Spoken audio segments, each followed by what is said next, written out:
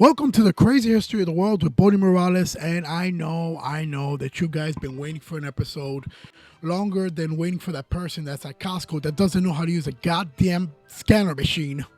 But I'm a busy man. I got a lot of things to do. I got a lot of stuff that gets in the way from me filming these things. Very hectic schedule, you know? So all I can say is, But then again. So let's start off with Pope Stephen V. Oh, wait. B is not really, it's a Roman numeral. Hold on, let me Google what B stands for. All right, Pope Stephen V. Yeah, this dude. Yeah, but Stephen V was actually a pretty decent dude. You know, he gave his family fortune to feed the poor. He rebuilt churches. All around was a pretty decent guy. But as he tried to hold things together, Europe was basically falling apart. Kings fighting over Italy, the Holy Roman Empire crumbling like old lasagna, and bishops arguing whether people could pray in Slavic or only in Latin. So Stephen V says, you know what? That's it. I'm done.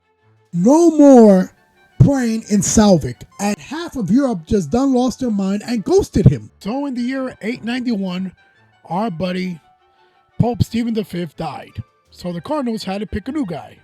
Pope Formosus. Pretty sure I'm saying his name wrong, but it's Pope Formosus. I put the name right here. Maybe you guys could spell it out. Anyway, now prior to getting this gig, Pope Formosus was exiled by Pope John VIII around 876 AD for allegedly plotting against him and abandoning his duties. So after John died, Formosus was forgiven, returning to Rome, and later becoming the Pope. So Pope sorry about that. So the Pope crowned kings, made new alliances, but in the year 896, that Pope kicked the bucket. So in came Pope Stephen VI. And Pope Stephen VI hated Formosus.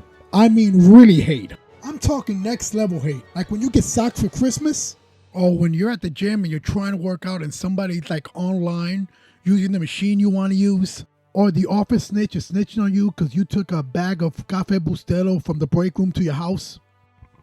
So Pope Stephen VI hated Formosus for political issues, not on a personal level. So Formosus basically backed Stephen VI's political rivals, the Franks. No, not these Franks. The Franks were early medieval people who later became the French, and partly the Germans. So Stephen VI started to thinking of what can I do to get back at Formosus. You know what? I'll put him on trial. That's it. That's what I'm going to do. But like I said earlier, Formosus kicked the bucket. But Stephen VI was undeterred. He says, no, this dude is showing up to his trial. So they literally dug up Pope Formosus' body and put it on trial.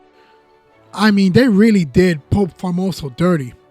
That witnesses come up, that a deacon that had to answer for the dead pope, like it was some weird ventriloquist act.